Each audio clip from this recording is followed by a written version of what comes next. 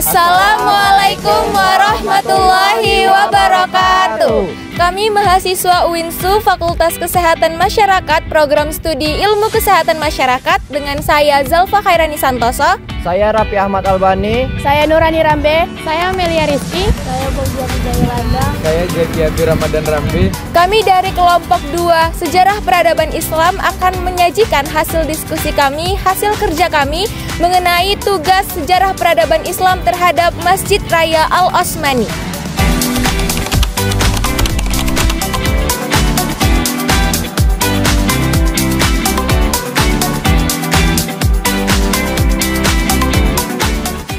Sejarah peradaban Islam pada saat sekarang ini merupakan sangat penting bagi kalian memahami dan mempelajarinya.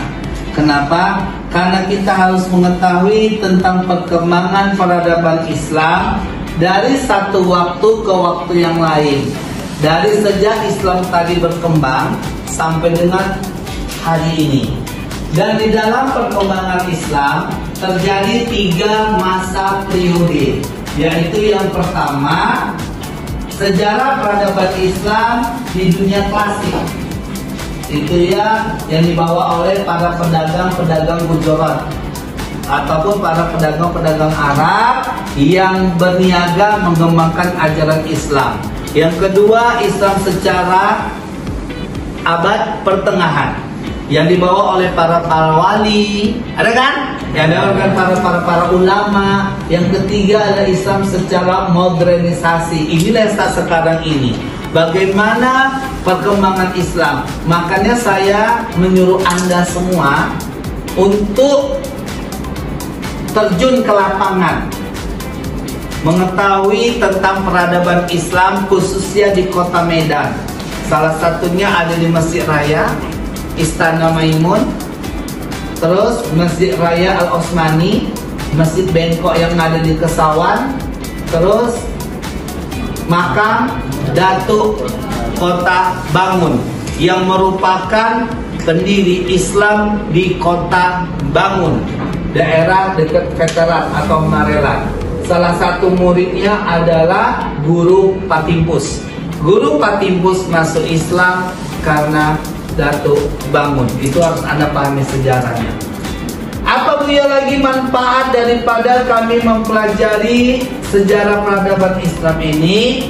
Membangun masa depan Anda agar jauh lebih baik lagi. Karena Islam ini terus berkembang. Kita ini kan sudah tua-tua nanti ke depannya. Kalau enggak dari kita, siapa lagi yang akan membentuk peradaban Islam tersebut?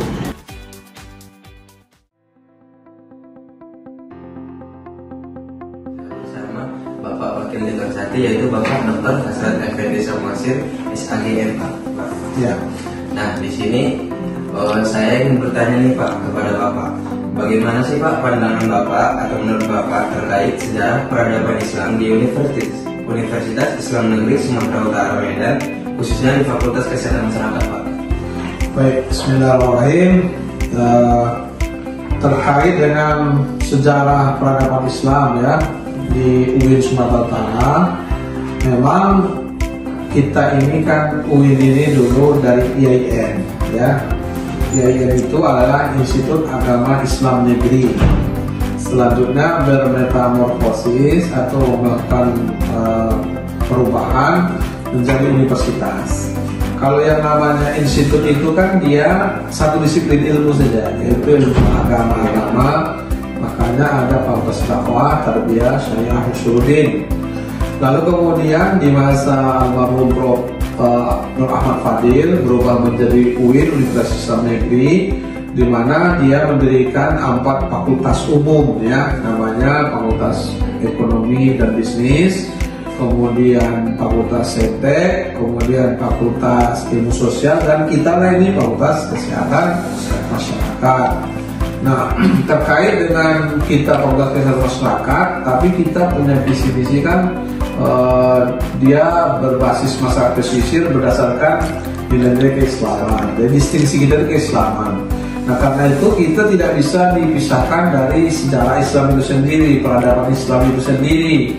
Nah, yang kedua, bahwa memang mata kuliah sejarah peradaban Islam ini dikaji di IAIN, termasuk di FKM ini kita mengambil dalam aspek ini yang berhubungan dengan kesehatan. Misalnya kan sejarah kesehatan dalam Islam, pengobatan dalam Islam, bahkan dokter pertama di dunia ini kan adalah Ibnu Sina, dan itu dokter yang dia dari ilmuwan cendekiawan Islam.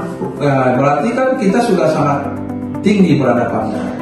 Nah, yang kedua yang perlu kita ambil di sini dalam peradaban ini ada namanya teori spiral. Teori spiral itu berputar dia, kata Malik bin Nabi, Islam itu pernah jaya 700 tahun. Jadi dari zaman Nabi sampai dengan zaman Khalifah Turki Utsmani. Nah, 700 tahun lagi itu, 700 tahun kedua, Islam itu mundur, yang disebut dengan Delta X, masa kegelapan. Sedangkan di awal itu masa keemasan. Nah, 700 tahun berarti 1400 tahun atau 14 abad. Nah, sekarang abad ke-15 sejarahnya kebangkitan kembali. Dan UIN Sumatera Utara termasuk bahagian daripada sejarah kebangkitan Islam itu sendiri. Jadi bagaimana sebenarnya Islam ini sudah sangat maju peradabannya dulu. Nah, itu yang perlu kita lihat. Jadi karena itu kita ini tidak boleh dilepaskan dari konteks sejarah peradaban Islam itu sendiri, karena memang UIN ini dalam rangka mewujudkan kemajuan Islam dan peradaban Islam itu sendiri.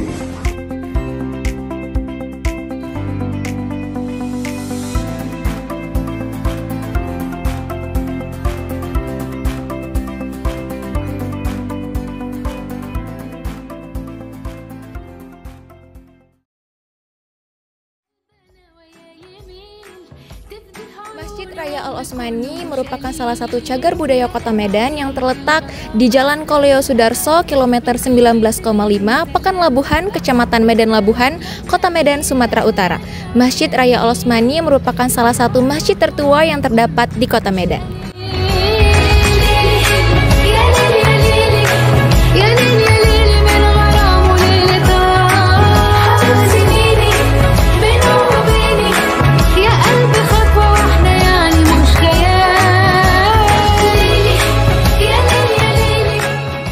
Assalamualaikum warahmatullahi wabarakatuh. Alhamdulillahirabbil alamin, wassalatu wassalamu ala asyrafil anbiya'i wal mursalin wa ala alihi washabihi ajma'in, amma ba'du. Tentunya kami sangat mengucapkan selamat datang kepada mahasiswa UINSU yang berhadir di masjid yang sama-sama kita cintai ini. Sebelum kita menyahuti apa keinginan dari Adinda, terlebih dahulu perkenalkan, nama saya Haji Ahmad Faruni, Sarjana Agama, sebagai Ketua Badan Kesejahteraan Masjid Raya Al-Osmani Labuhan Deli Medan. Nah, langsung saja tentang sejarah Masjid Raya Al-Osmani ini. Nama masjid ini disebut dengan Masjid Raya Al-Osmani. Tentu kata Al-Osmani ini diambil dari pendiri masjid yang pertama sekali, yakni Sultan Osman Perkasa Alam sebagai Sultan yang ke-7. Nah, di masa beliau, tepatnya pada tahun 1854, beliau mendirikan masjid di daerah kita ini dengan ukuran 16 x 16 meter, terbuat dari bahan kayu, dan kayunya ini berasal dari Kalimantan, langsung dibawa melalui transportasi air laut, karena kita tahu pada saat itu ada Sungai Deli sebagai alat untuk menyampaikan kayu itu dari Kalimantan sampai kemari. Nah, itulah material mendirikan masjid di masa Sultan Osman Perkasa Alam. Sangat sederhana dan sesuai ukurannya dengan populasi masyarakat Melayu saat itu. Dan kita mesti tahu bahwa daerah kita inilah merupakan awal berkembang pesat masyarakat Melayu. Belum ada daerah-daerah yang lain. Nah, dulu berdiri megah istana Kesultanan Delhi yang ke-7 persis di depan masjid kita yang sekarang menjadi tapak perguruan sekolah yang depan itu. Nah, itulah dahulunya istana. Nah, di masa Sultan Osman, beliau mendirikan masjid dengan tujuan pertama sebagai sarana ibadah, yang kedua sebagai silaturahim antara Sultan Delhi dengan rakyat. Itu beliau lakukan pada hari raya dan sholat Jumat. Yang ketiga untuk kajian ilmu agama. Makanya Sultan Osman sangat serius untuk membuat masyarakat Melayu ini paham dengan agama. Maka beliau panggil ulama-ulama dari Yaman untuk memberikan pengetahuan agama kepada masyarakat Melayu pada saat itu. Nah, begitulah awal berdirinya masjid pada saat itu, yang terbuat dari bahan kayu di masa Sultan Osman Perkasa Alam, sehingga masjid ini disebut dengan Masjid Raya Al-Osmani. Nah, kemudian setelah wafat Sultan Osman, maka digantikan oleh anak kandung beliau bernama Sultan Mahmud Perkasa Alam, diangkat menjadi Sultan yang ke-8. Lain lagi kebijakan dari Sultan Mahmud ini. Beliau merombak, merenovasi yang tadinya terbuat dari bahan kayu, dia rombak menjadi permanen batu. Ya, kalau kita lihat percislah seperti yang kita lihat hari ini. Nah, di masa Sultan Mahmud pada tahun 1870, beliau mendirikan masjid memiliki gaya arsitektur yang sangat kental sekali. Pertama, gaya Eropa, gaya Timur Tengah, Hindia, Cina, kemudian Melayu Delhi. Nah, kita perhatikan di mana letak gaya Eropanya, itulah dia bangunan timbulnya itu masjid, ya. Seperti model-model minimalis kayaknya. Nah, kemudian gaya Timur Tengah, kita perhatikan di luar masjid kita, setiap tiang yang satu dengan yang lain, di atasnya ada bulatan seperti ladang kuda. Itu persis seperti masjid yang ada di Timur Tengah, Mekah dan Madinah. Kemudian ada gaya masjid ini arsitektur Hindia. Kita perhatikan di ruangan ini ada 4 sudut, 4 sudut yang kanan kiri melebar dan ke atas menguncup. Itu seperti yang di India, bangunan Taj Mahal. Nah, kemudian Cina, di mana gaya arsitektur masjid ini gaya Cina, pintunya persis seperti gaya-gaya model Cina. Nah, kemudian keseluruhannya ini gaya arsitektur Melayu Delhi, diambil dari sisi warna kuning dan hijau. Nah, itulah sejarah tentang berdirinya masjid dari masa Sultan Osman lanjut kepada Sultan Mahmud. Namun di antara kedua ini ada perbedaan yang sangat besar. Dari segi ukurannya pun berbeda. Kalau dari Sultan Mahmud menjadi 26 kali 26 meter. Dan sampailah sekarang masjid ini tetap dirawat dan menjadi sarana ibadah, kajian-kajian ilmu agama, dan juga tempat komunikasi masyarakat-masyarakat yang sangat memerlukan tempat ini untuk sebagai sebagai media komunikasi ataupun kegiatan-kegiatan keagamaan lainnya, seperti itu. Tradisi kita yang kita lakukan di Masjid Raya Al-Osmani ini, pertama sebelum Ramadan datang kita adakan acara punggahan, Ya, kalau kami kalau Punggahan itu kan bahasa di luar Sumatera. Kalau kita di sini acara tasyakuran bahwa Allah Subhanahu wa taala telah memberikan umur panjang kepada kita untuk sampai masuk ke Ramadan, dan sekaligus peleburan segala dosa dan kesalahan kepada Allah dan kepada manusia. Dan itu nanti setiap masyarakat membawa makanan, dikumpulkan di tengah, berdoa bersama dan membacakan Ummul Quran, dihadiahkan pahala bacaan kepada seluruh keluarga yang berpulang ke rahmatullah. Seberapa banyak itu? Bahkan sampai ratusan, 200-an. Itulah yang kita baca dan kita niatkan agar pahala bacaan sampai kepada mereka. Nah, kemudian tradisi berikutnya, di saat bulan suci Ramadan kita akan menyiapkan berbuka puasa.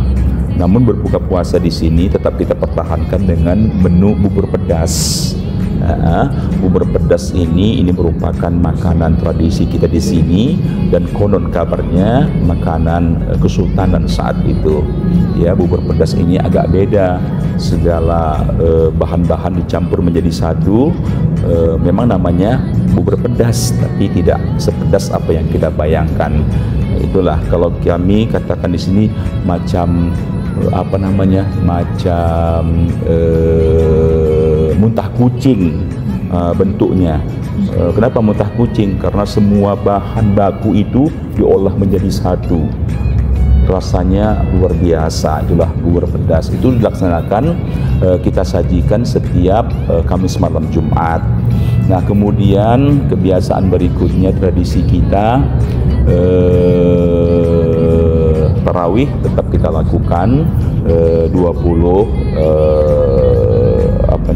tarawih dan ditambah 3 witir. Kemudian subuh ada kuliah subuh.